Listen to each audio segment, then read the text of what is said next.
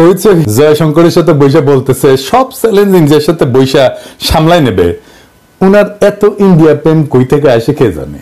তো সাহেবের হাত দেখেন দেখেছেন, আর জয়শঙ্করের হাত দেখেন, প্রভু আর ভৃত্যের হাত। আমার আগের ভিডিও দেখেছেন এটার ব্যাখ্যা দিজি, মনে আছে না? তো সাহেবের হাত দেখে মনে হচ্ছে বিগলিত হয়ে গেছে একেবারে। ফরেন সার্ভিস না এপিসোড রেডি করতে এই ছবি আসলো, দেখে মেজাজ খারাপ হয়ে গেছে। আসেন মূল আলাপে, এইরকম বিগলিত ছবি কেন দেখতে হয় তার ব্যাখ্যা পাবেন। আমি ফরেন সার্ভিস বা বাংলাদেশের কূটনৈতিক সামর্থ্য নিয়ে বলছিলাম যে এই সার্ভিসের একটা সংস্কার দরকার, এই ফরেন সার্ভিস রিফর্ম দরকার। এই পর্যন্ত শুনে অনেকের মনে করতে পারেন এটা তো আমার দরকার নাই। হ্যাঁ জি না ভাই, এটা আমাদের খুব দরকার।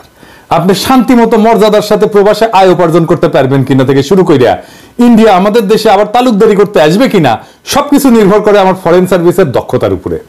তাই এর সংস্কার আমাদের জন্য খুবই জরুরি। আমাদের দেশের প্রত্যেকটা খাত নিয়ে আমাদের জানা লাগবে। আপনার আমার টাকা কেন কোথায় খরচা হয়, কেমনে খরচা হইতেছে, কিভাবে খরচা হইতেছে সেটা জানার আপনার পূর্ণ অধিকার আছে। আপনার কাছে যারা ভোট চাইবার আসবে তাদের থেকে বেশি জানা লাগবে আপনার, কারণ আপনি তাদের মালিক, ওরা আপনার চাকর। আপনি তাদের শেখাবেন দেশ কেমনে চালাইতে হয়, আপনার জানা লাগবে, কারণ দেশের মালিক আপনি। রাজনীতিবিদ আর আমলারা আপনার চাকরি করে, চাকরি। মালিকরাই তো চাকর বাকরদের বলবে কিভাবে কোন কাজটা করতে হবে, কেন করতে হবে, সেটা বলবে না মালিক? আসেন আমরা বুঝে দেখি ফরেন সার্ভিস বা আমাদের পররাষ্ট্র মন্ত্রণালয়ে কি কি সংস্কার দরকার, কেন সংস্কার দরকার। প্রথমে দরকার সাংবিধানিক সংস্কার। কেন জানেন? বাংলাদেশের সংবিধানের কূটনীতি আর আন্তর্জাতিক সম্পর্ক অংশে বলা আছে বিশ্ব শান্তি প্রতিষ্ঠান নিরস্ত্রীকরণে ব্যাপক ভিত্তিক সমর্থন এবং আন্তর্জাতিক আইনের প্রতি শ্রদ্ধা ও সমর্থন। এটা কেন লেখা আছে জানেন? মানেটা কি? কেন এটা লেখা আছে? মানে কেন বিশ্ব শান্তি প্রতিষ্ঠা নিরস্ত্রীকরণ বলা হয়েছিল? এটা ছিল ওই সময় স্থায়ী যুদ্ধ চলতেছিল একটা, পুঁজিবাদী আমেরিকা আর সমাজতান্ত্রিক সোভিয়েত ইউনিয়নের দুই পক্ষই যুদ্ধাস্ত্রে তাদের ভান্ডার ভর্তি ছিল। সারা দেশের দেশগুলো দুই দেশের অধীনের বলয়ে চলে গেছে। এক দল আমেরিকার বলয়, আর এক দল সোভিয়েত ইউনিয়নের বলয়। আর এক দল ছিল যারা না ঘটকা না ঘাটকা, মানে শ্যামো রাখতে মন চায়, কুলো রাখতে চায়, তার নাম দিল জোট নিরপেক্ষ রাষ্ট্র। কিন্তু আসলে সোভিয়েত বলয়, হাঙ্গেরি সিপিবি, পন্দের আলো, দিল্লি স্টার, বাঙ্গু সুশীলদের নাগাল আর কি। ওরা যা করে তাই যায় আওয়ামী লীগের পাতে। ওই করবি সমাজতন্ত্র, কিন্তু সমাজতান্ত্রিক দুনিয়া তো টাকা নাই, তাই করবি সমাজতন্ত্র আর টাকা নিবি পুঁজিবাদী আমেরিকার কাছ থেকে। ভাত খাবি ভাতারের আর পীড়িত করবি ভাসুরের লগে। এটার নাম জোট নিরপেক্ষ আন্দোলন। তো এই জোট নিরপেক্ষদের এজেন্ডা ছিল নিরস্ত্রীকরণ। কেন জানেন? কারণ আমেরিকার লগে অস্ত্র বানানিতে সোভিয়েত ইউনিয়নের পাল্লা দিতে পারতেছিল না। ওই সোভিয়েত ইউনিয়নের গোয়াত নাই সাম রাধাকৃষ্ণের নাম, তো অস্ত্র বানাবে গেলে চলবি, তাই ওই ফেও ধরিছে নিরস্ত্রীকরণের। ওটা ঢুকেছে সংবিধানের বাংলাদেশে। আপনার এটা এখন দরকার আছে। আমাদের তো এখন জাতীয় সামরিক শক্তির বৃদ্ধি দরকার। আঞ্চলিক সমস্যাগুলো বাড়তেছে।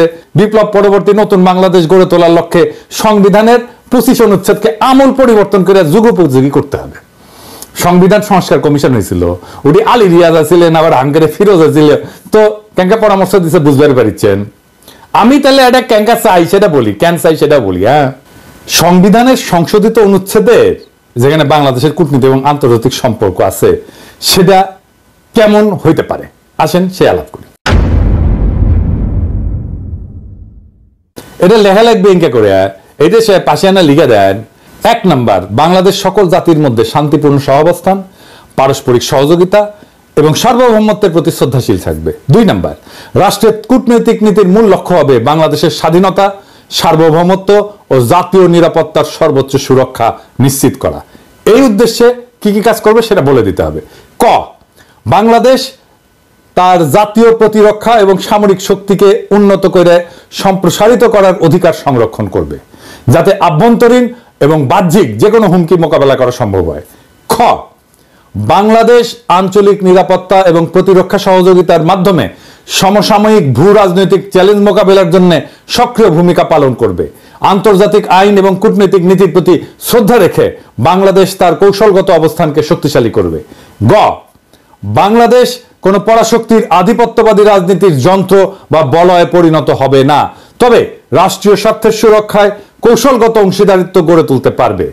ঘ, বাংলাদেশ নিরস্ত্রীকরণ এবং বিশ্বশান্তির ধারণাকে সমর্থন করবে, তবে এটি জাতীয় নিরাপত্তা ও প্রতিরক্ষা সক্ষমতার সীমাবদ্ধতার কারণ হতে পারবে না।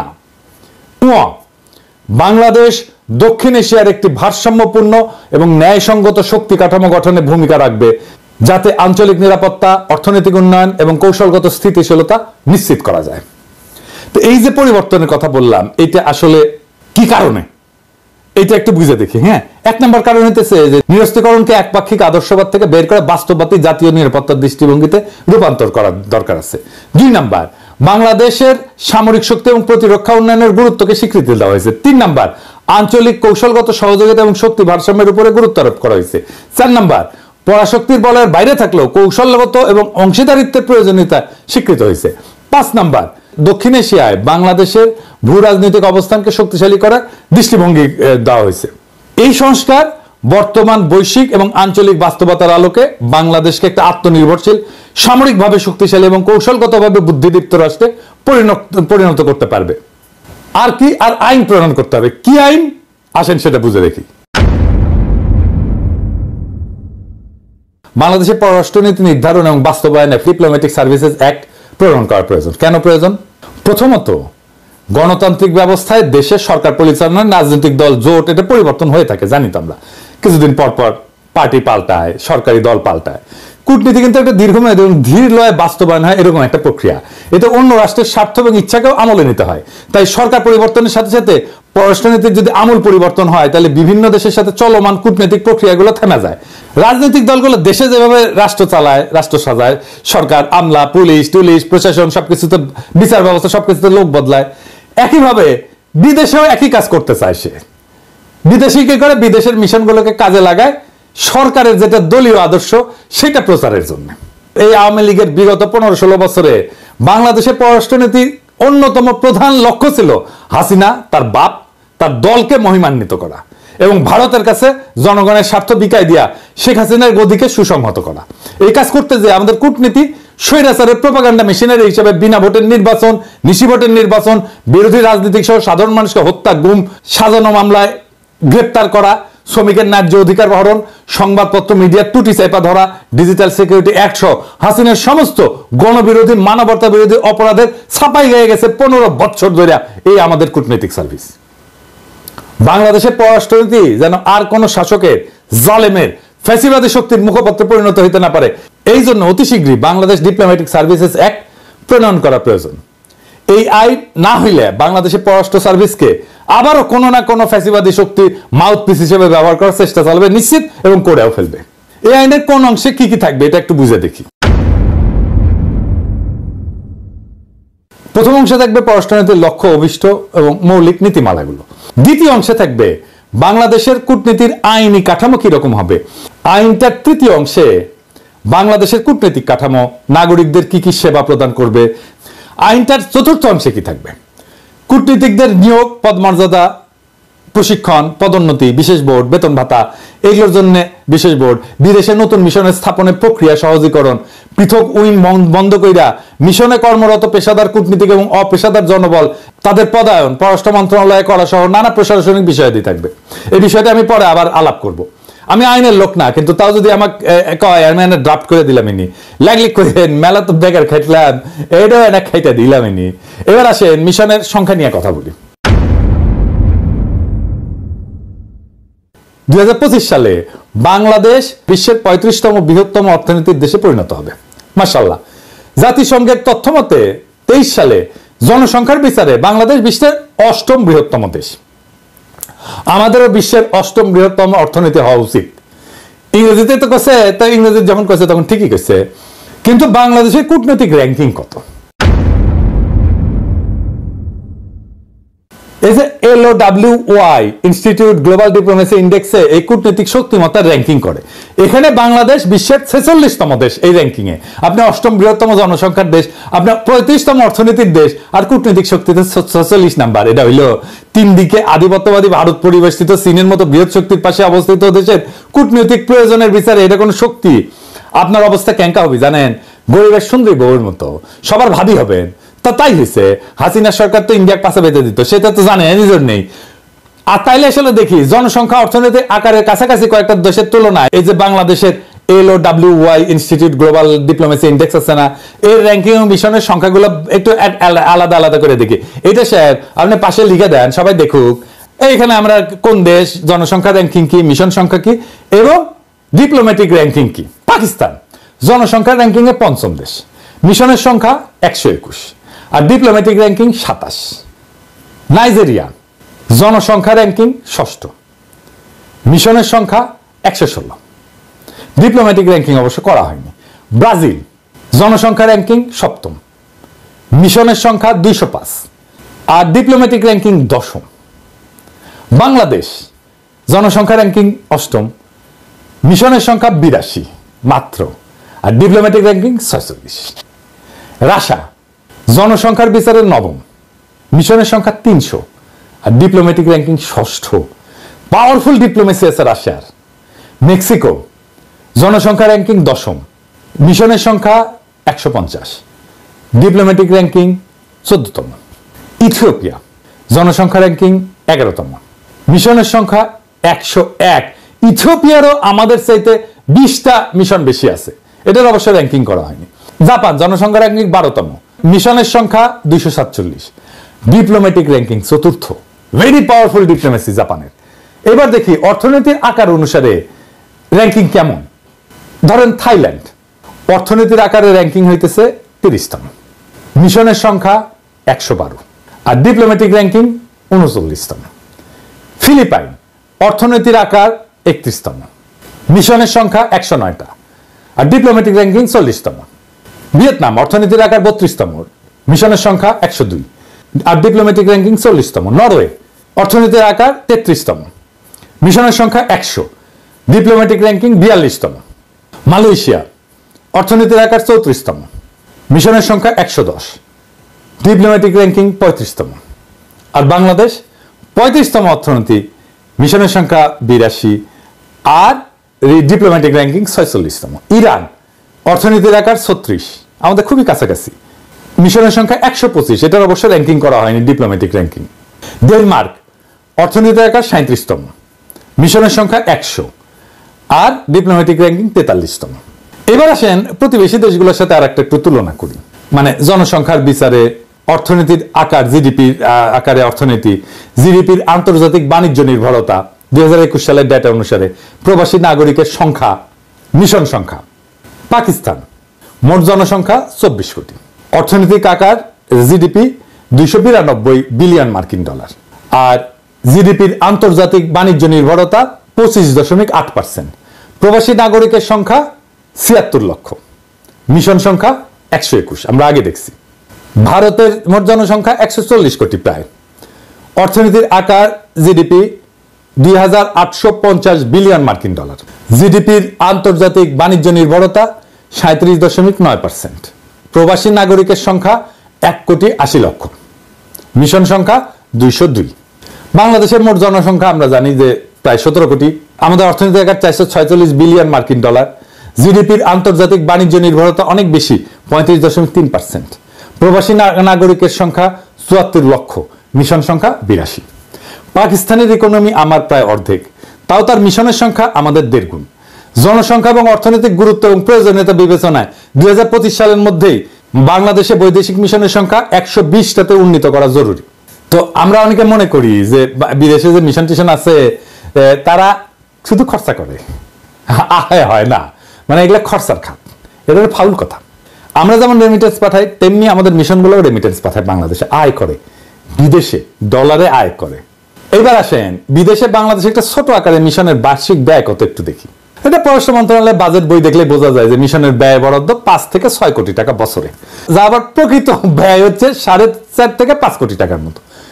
কূটনৈতিক যোগাযোগ বৃদ্ধি, বাণিজ্য বৃদ্ধি, এই সমস্ত বিবেচনায় বার্ষিক খরচের রিটার্ন অনেক গুণ বেশি। বাংলাদেশে কয়েকটা নতুন মিশন করছে, এর উপরে একটা ছোট্ট একটা আমি তথ্য দিই, আপনারা একটু বুঝে দেখেন যে মিশন করলে আমাদের লাভ আছে না ক্ষতি, এটা খরচা কিনা। ধরেন এই যে ব্রাজিলের রাজধানী, এখানে মিশন স্থাপনের আগে রপ্তানি ছিল 110 মিলিয়ন মার্কিন ডলার, মিশন স্থাপনের পরে রপ্তানি হয়েছে 179 মিলিয়ন মার্কিন ডলার, রপ্তানি বৃদ্ধি কত হয়েছে? প্রায় 593 কোটি টাকা। খরচা কত মিশনের? প্রায় 8.5 কোটি টাকার মতো। মিশন খোলার পরে চুক্তি হয়েছে কয়টা? 4টা চুক্তি হয়েছে। যা বাজেট খরচা যেটা, তার তুলনায় আয় বৃদ্ধি কত? 6,839%, 6,839%। আদিস আবাবা এখানে মিশন স্থাপনের আগে রপ্তানি হয়তো 5.1 মিলিয়ন মার্কিন ডলার, স্থাপনের পরে হয়েছে 13 মিলিয়ন মার্কিন ডলার। রপ্তানি বৃদ্ধি হয়েছে কত? প্রায় 68 কোটি টাকা। আর বাজেট কত? প্রায় 6.5 কোটি টাকার মতো। মিশন খোলার পরে চুক্তি হয়েছে কত? একটা চুক্তি হয়েছে। বাজেটের তুলনায় আয় বৃদ্ধি কত হয়েছে? 1030%। মেক্সিকো সিটি মিশন স্থাপনের আগে রপ্তানি ছিল 181 মিলিয়ন মার্কিন ডলার, রপ্তানি মিশন স্থাপনের পরে কত হয়েছে? 381 মিলিয়ন মার্কিন ডলার। বছরের রপ্তানি বৃদ্ধি হয়েছে কত? 1720 কোটি টাকা। মিশনের বাজেট কত? মাত্র 7 কোটি টাকা। মিশন খোলার পরে চুক্তি হয়েছে কত? 2টা চুক্তি হয়েছে। বাজেটের তুলনায় আয় বৃদ্ধি কত হয়েছে? 24,500%। এই যা বুঝা, মিশন স্থাপনের আগে রপ্তানি ছিল 2 মিলিয়ন মার্কিন ডলারের মতো, মিশন স্থাপনের পরে রপ্তানি হয়েছে প্রায় 4 মিলিয়ন মার্কিন ডলার। বছরে রপ্তানি বৃদ্ধি হয়েছে 16 কোটি টাকা। বাজেট কত? 7 কোটির মতো। মিশন খোলার পরে চুক্তির সংখ্যা কি? 2টা। বাজেটের তুলনায় আয় বৃদ্ধি কত হয়েছে? 230%। তো মিশন খুললে টাকা টাকা, তো মিশন খুললেন না কেন? আপনার শক্তি বাড়বে, ব্যবসাও বাড়বে, আয় রোজগার বাড়বে, মাশাআল্লাহ। তা আপনি মিশন খুলেন না কেন? বুদ্ধি বেশি। কেন মিশন খুলেন না জানি তো, কারণ আপনার বুদ্ধি বেশি, আকেল কম, অথবা প্রশাসনের সাথে পারেন না, অথবা অর্থ মন্ত্রণালয়ের সাথে পারেন না, আপনার আর্গুমেন্টই তুলে ধরতে পারেন না। এবার আসেন আরেকটা বিষয় নিয়ে আলাপ করি। পররাষ্ট্র সার্ভিসের জন্য ফরেন সার্ভিস বোর্ড, এইটার একটা জরুরত আছে। এটা আবার কি? কূটনৈতিক সার্ভিস একটা বিশেষায়িত সার্ভিস, মানে যার কাজের লক্ষ্য, মূল্যায়নের পদ্ধতি, কাজের ধরন, সেবা গ্রহণকারীরা এরা ভিন্ন, মানে বাংলাদেশের মতো না আর কি, অন্যান্য মন্ত্রণালয়ের মতো না। এই কাজের জন্য উপযোগী পরিচালনা পদ্ধতিতে প্রথাগত যে আমলাতন্ত্র আমাদের ব্যুরোক্রেসি আছে, এটা থেকে ভিন্ন হইতে হবে। এই বিবেচনায় কূটনৈতিক সার্ভিসের নিয়োগের যোগ্যতার মাপকাঠি ভিন্ন হওয়া প্রয়োজন, এই প্রশিক্ষণ পদ্ধতি ভিন্ন হওয়া প্রয়োজন। বিশেষভাবে কূটনীতিকদের মূল্যায়নের একটা মাপকাঠি আছে, মানে কি ভালো কাজ করতেছে না খারাপ কাজ করতেছে। এইটা আবার করছে কি, এটা একটা সিস্টেম আছে, নাম হচ্ছে এপিএ, অ্যানুয়াল পারফরমেন্স এগ্রিমেন্ট। এটা আবার ইন্ডিয়া করে দিছে, বুঝছাও। এটা দিয়ে আমাদের কূটনীতিকদের দক্ষতা মাপে। হ্যাঁ, এটা ইন্ডিয়া ব্যানে দিছিল। এটা কি, এটা বুঝে দেখি এই এপি এটা কি আর এটা কেমনে কাজ করে। এটা হলো একটা প্রশাসনিক দলিল আর কি। এটা মূলত সরকারি সংস্থাগুলো মানে কাজ কি কি করছে এটা মূল্যায়নের জন্য ব্যবহার করা হয়। বাংলাদেশে এটা সরকারি প্রতিষ্ঠানের কার্যকারিতা মূল্যায়ন, জবাবদিহিতা বৃদ্ধি এবং দক্ষতা উন্নয়নের লক্ষ্যে প্রণয়ন করা হয়েছে বলে বলা হয়েছে। এটার মূল উদ্দেশ্য হচ্ছে কি পরিমাণে কাজ সে দিছে, ডেলিভার করছে, এটা মেজার করা, মানে এটা পরিমাপ করা। প্রত্যেকটা মন্ত্রণালয়, বিভাগ, সরকারি সংস্থার বার্ষিক একটা টার্গেট তৈরি করা এবং সেটা অর্জন করতে পারছে কিনা সেটা পর্যালোচনা করা। তো দায়বদ্ধতা এবং স্বচ্ছতা এটা নিশ্চিত করা, কাজের প্রতি জবাবদিহিতা নিশ্চিত করা এবং স্ট্র্যাটেজিক পরিকল্পনা, কৌশলগত পরিকল্পনা, নীতিগত লক্ষ্য বাস্তবায়ন এবং সরকারি সেবা উন্নত করা, সরকারি খাতের ব্যয় ব্যবস্থাপনা, সম্পদের কার্যকর ব্যবহার নিশ্চিত করা। কিন্তু বাংলাদেশের কূটনীতিকদের মূল্যায়নে এই এপিএ কেন ব্যবহার করা যাবে না, এটা একটু বুঝে দেখে। এটা খুব ইন্টারেস্টিং ব্যাপার, একাডেমিক, কিন্তু বুঝলে এটা সুবিধা আছে আমাদের সবারই। কূটনীতিকদের কাজের প্রকৃতি অত্যন্ত গতিশীল এবং জটিল। তাদের কার্যকারিতা শুধুমাত্র প্রশাসনিক চুক্তি দিয়ে মাপা কঠিন।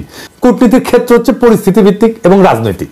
এটা শুধু সংখ্যা ভিত্তিক মানদণ্ড দিয়ে বিচার করা যায় না। এপিএ সংখ্যা ভিত্তিক মানদণ্ড।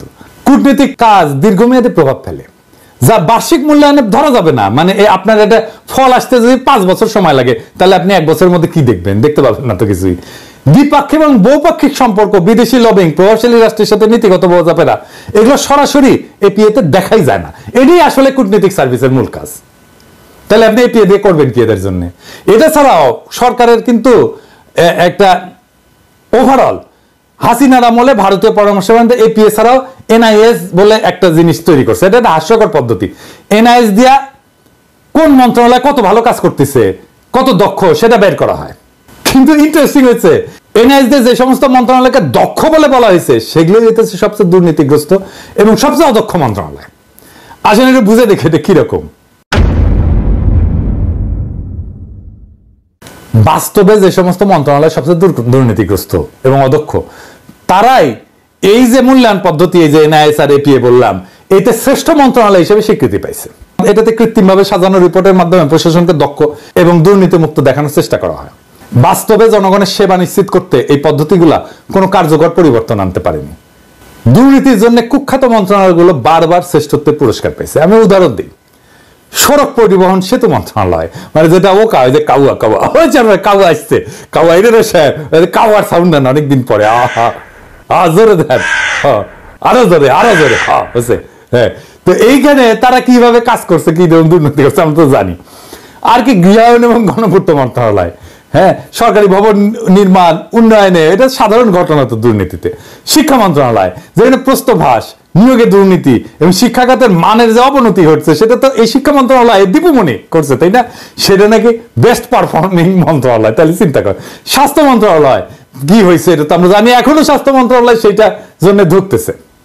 এই এপিআর এনআইএস এটা জনগণের সাথে প্রতারণা করে এক ধরনের ব্র্যান্ডিং টুল। এটা ব্যর্থ, অপ্রাসঙ্গিক। প্রকৃত জবাবদিহিতা, সুশাসন এবং দুর্নীতির বিরুদ্ধে কঠোর ব্যবস্থা নেওয়ার জন্য নতুন কার্যকর বাস্তবসম্মত মূল্যায়ন পদ্ধতি দরকার। আপনারাই বলেন যে সড়ক, গণপূর্ত, স্বাস্থ্য, শিক্ষা যদি সেরা মন্ত্রণালয়ের সার্টিফিকেট পায়, তাহলে ইন্ডিয়া আমাদের কেমন চাপা ম্যাট দিতেছিল তাদের একটা সিস্টেম করে দিয়া। এনআইএসআর এপিএ কিন্তু ইন্ডিয়া করে দিছে, বুঝছেন? আমাদের ব্যুরোক্রেসিও তারা এইভাবে খোড়া করে দিছিল। কূটনীতিকদের পদোন্নতি এই সমস্ত মূল্যায়নের নিরীক্ষা হওয়া উচিত না। সবচেয়ে ভয়ানক যে জুলুম হাসিনা সরকার পররাষ্ট্র সার্ভিসের সাথে করছে, তা হলো নিষেধাজ্ঞার ভোটের কারিগর অ্যাডমিন ক্যাডারদের অধীনে পররাষ্ট্র সার্ভিসের পদোন্নতির ব্যবস্থা করে দিছে।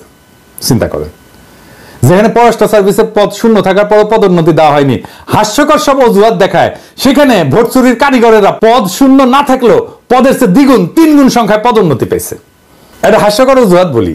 অ্যাডমিন ক্যাডারের একই ব্যাচের অফিসারদের পদোন্নতি হয়নি বলে পররাষ্ট্র ক্যাডারের পদ শূন্য থাকলেও তাদেরকে পদোন্নতি দেওয়া হয়নি 2-3 বছর ধরে। আমি আগের এপিসোডে এই কথা বলছিলাম। কাজে পররাষ্ট্র সার্ভিসের পদোন্নতি ফরেন সার্ভিস বোর্ডের মাধ্যমে হইতে হবে। আর্মির পদোন্নতি যেভাবে হয় আর্মির বোর্ডের মাধ্যমে, তাদের বিশেষ ভাতাদি, সন্তানদের লেখাপড়ার খরচ, মেডিকেল, বিশেষায়িত দক্ষতা সম্পন্ন বাইরের কাউকে মিশন পররাষ্ট্র মন্ত্রণালয়ে সাময়িকভাবে যে প্রেষণ করা হবে, সেই পদায়নের প্রক্রিয়া, রাষ্ট্রদূত, সিনিয়র পদগুলোতে পদায়নের ক্ষেত্রে এই বোর্ড সুপারিশ করবে। আর কিছু উইং আছে, এগুলো আসলে বন্ধ করে দেওয়া উচিত। বিদেশের মিশনগুলোতে বাণিজ্য, প্রবাসী কল্যাণ, স্বরাষ্ট্র, ইকোনমি, এগুলো বিভিন্ন মন্ত্রণালয়ের জনবল কাজ করতেছে। সমস্যা সেটা না। কোন মিশনে বিশেষায়িত লোকবল প্রয়োজন হইলে পররাষ্ট্র মন্ত্রণালয়ের চাহিদার ভিত্তিতে পররাষ্ট্র মন্ত্রণালয়ের মাধ্যমে প্রেষণে, ডেপুটেশনের লোক পাঠানো যাইতেই পারে। সমস্যা অন্য জায়গায়।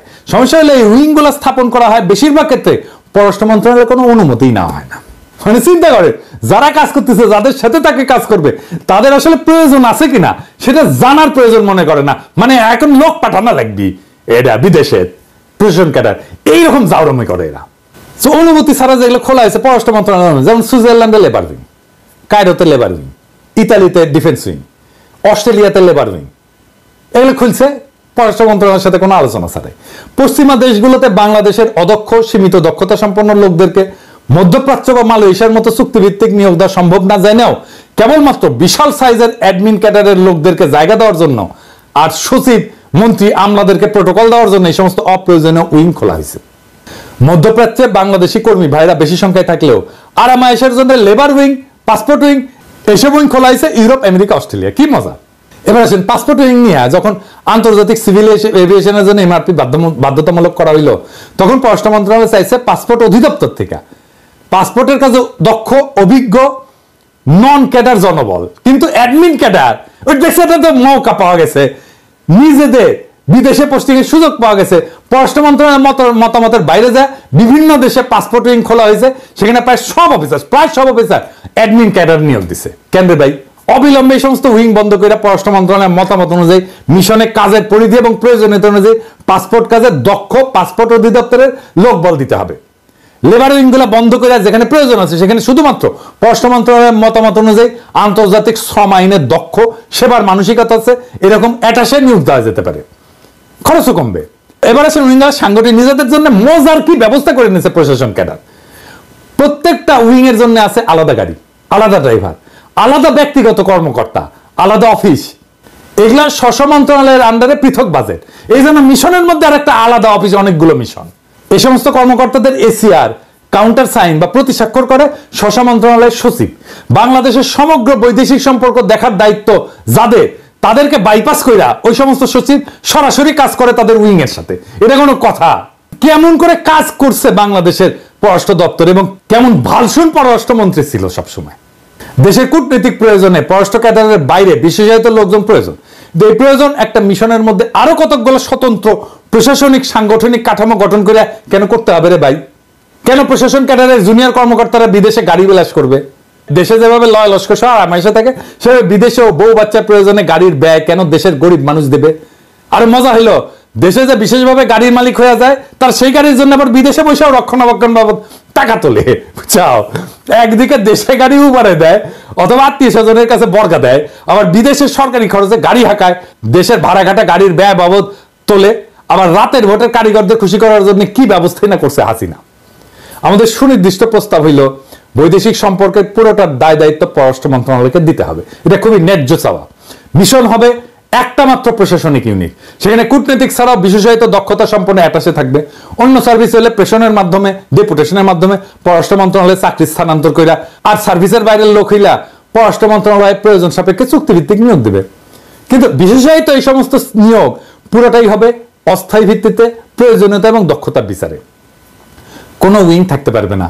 মিশন হবে একক ইউনিট। ফিল্ডে যেভাবে ক্যাডার দ্বন্দ্ব ক্যাজাল ইগল লড়াই লাগায় সেইটা আবার মিশনে হইতে দেওয়া যাবে না।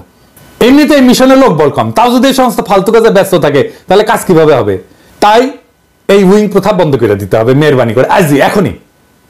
মিশনে বিশেষায়িত দক্ষতার লোকজন অ্যাটাশে হিসেবে আসবেন, কিন্তু তা আসবেন পররাষ্ট্র মন্ত্রণালয়ের মাধ্যমে। তাদের জন্য মিশনের ভেতরে আরো কতগুলো মিশন খোলার দরকার নাই। আমি এটা নিয়ে আগের এপিসোডে বলছি, এতে সরকারের খরচা কমবে, আর যেই অফিসার যেই দপ্তরে কাজ করছে তারই তো আনবো উইং এ, তাই না? অ্যাটাশে করে প্রশাসন ক্যাডারের একজনকে পাসপোর্ট উইং এ দিলাম, যে কোনোদিন পাসপোর্ট নিয়ে কাজই করে নাই, ভবিষ্যতেও করবে না, তবে তার 2 বছর ইউরোপে পাসপোর্টের দায়িত্ব দিয়ে রেখে তারপরে দেশে গিয়ে তুলা উন্নয়ন বোর্ডের পরিচালক বানিয়ে দিলাম। এটা কোনো কাজ হইলো?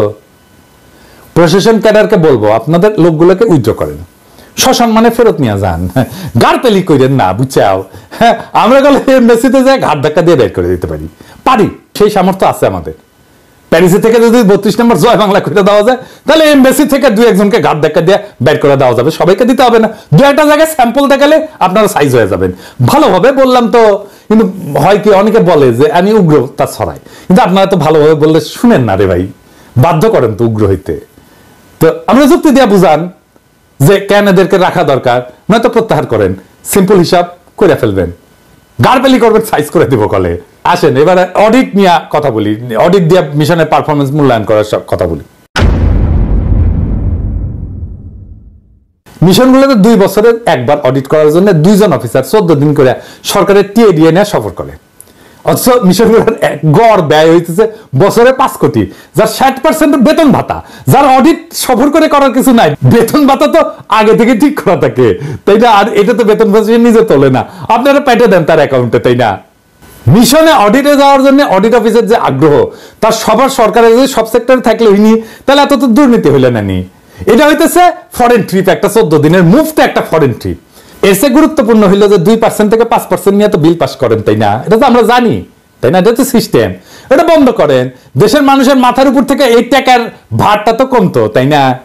এই ঘুষ নীতির ব্যয়ের বোঝার ভারটা তো কমতো, কিন্তু করেন তো আপনারা। পার্সেন্ট নিয়ে তো বিল ঠিকই দেন, তো তখন অডিট করা লাগে না, ওইটা থামলাম। আপনাদের এই 5-6 কোটি টাকার ব্যয়ের অডিট নিয়ে, যার বেশিরভাগই হইতেছে বেতন ভাতা, সেটা নিয়ে আপনাদের কুরকুরানি দেখলে মেজাজ কলে খারাপ হয়ে যায়। মিশনগুলোতে অডিট আপত্তি হয়, এবং আর আপত্তি হয় কি জানেন? আপত্তি হয় কি, সেটা মজার একটা ব্যাপার, আর কত কমু আর কি। এটা হইতেছে দেশের যে প্রকিউরমেন্ট রুলস আছে, এটা আবার এদেশে এসে পালন করতে হয়, এই আইন আছে। এটা আইন না থাকলে আপত্তি দেয়। আমি তো ফ্রান্সে থাকি, ফ্রান্সে কোনো পণ্য সেবা এটা কেনার জন্য কোটেশন আনতে হলে টাকা দিতে হয়, আবার কোটেশন না থাকলে অডিটে আপত্তি করতে হয়। তো মিশন কই যাবে? বাংলাদেশের মতো না চাইলে কোটেশন দিয়ে দিবে, তা তো না, টাকা দিবেন কোটেশন দিবে, তো মিশন যাবে কই? ধরেন এক এক দেশের স্কুলের একটা মিনিমাম এজ এক এক রকম আছে না, কিন্তু দেশ থেকে নিয়ম করে দেওয়া হয়েছে যে 6 বছর না হইলে টিউশন ফি সরকারি খাত থেকে নেওয়া যাবে না। এখন ধরেন যেই দেশে 5 বছরের স্কুলে যাওয়া বাধ্যতামূলক, যেই দেশে, সেই দেশে কি করবে? কূটনীতিকের বাচ্চারা না পড়ায় বসে রাখবে ঘরে? অনেক উন্নত দেশে সরকারের যে টাকা, সেই টাকা দিয়ে 2 বাচ্চা পড়ানো যায় না, বাধ্য হয়ে তার বাচ্চাকে ওই দেশের স্থানীয় ভাষায় স্কুলে পড়াইতে হয়। 2 বছরের জন্য একজন ধরেন ফ্রান্সে আসছে, তোর বাচ্চাকে ফ্রেঞ্চ স্কুলে পড়াবে, ও তো ল্যাঙ্গুয়েজ শিখতে 2 বছর লাগবে রে ভাই। তো কূটনীতিকদের সন্তানেরা যে ইংলিশ মিডিয়ামে পড়তে হয়, এটা তো বিলাসিতা না, এটা তো নেহায়েত প্রয়োজন। আপনি বাচ্চাদের কথা চিন্তা করবেন না, তো জীবন ধ্বংস হয়ে যাবে তোরে ভাই। 2 বছর পর ট্রান্সফার হয়, তো এখন ফ্রান্স থেকে স্পেনে গেল বা ফ্রান্স থেকে সৌদি আরব গেল, উঠি যে আবার আরবি শিখবি, আবার 2 বছর ওই ল্যাঙ্গুয়েজই শিখবি চিরজীবন। মানে আমি কই না যে আমাদের ব্যুরোক্রেটরা, আমলারা, এদের মাথাত কি আছে আমি জানি না, কিন্তু এদের হৃদয় নাই। হৃদয় দিয়ে প্রবলেম বুঝে না। আমি যে কথাগুলো কইলাম এটা শুনছেন তো, এই কথাগুলোর মধ্যে কোনোটা অন্যায্য কথা আছে, বেইনসাফি কথা আছে? আর কি মিশনের পারফরমেন্স মূল্যায়নের সুনির্দিষ্ট মানদণ্ড করা জরুরি। এটা না হলে জাতিসংঘ মিশন, লন্ডন মিশন, ওয়াশিংটন সহ যে সমস্ত মিশন সবসময় লাইমলাইটে থাকে, শুধু সেগুলোকে ভালো মিশন বিবেচনা করার প্রথা বন্ধ হবে না তো। আর এসব লাইমলাইটে থাকা মিশনগুলো যাওয়ার জন্য তদবিরও বন্ধ হবে না। আর একটা কি, বিভিন্নমুখী যে সহযোগিতার খাত, এটা প্রকৃত অর্থে সম্প্রসারণ করা প্রয়োজন। কূটনীতির মোদ্দা কথা হইল স্ট্র্যাটেজিক এনগেজমেন্ট। বাংলাদেশের পররাষ্ট্রনীতিকে ভারতমুখিতার বাইরে নিতে হইলে সবার আগে প্রয়োজন সব গুরুত্বপূর্ণ দেশের সাথে বহুমুখী এনগেজমেন্ট, বহুমুখী সম্পর্ক।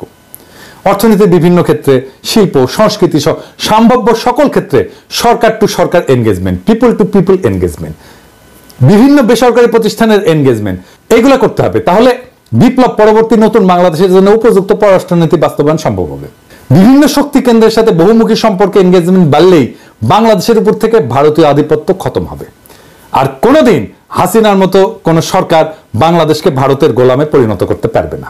প্রধান উপদেষ্টা এবং পররাষ্ট্র উপদেষ্টা এগুলো অতি দ্রুত বুঝলে ভালো। তো আমরা তো অনেক কিছু বললাম, বিশ্লেষণ করলাম, সমস্যাগুলো দেখাইলাম, সমাধান দিকগুলো তুলে ধরলাম, কিন্তু কথা শুধু বোঝার মধ্যে থেমে থাকলে তো হবে না, কিছু বদলাবে না।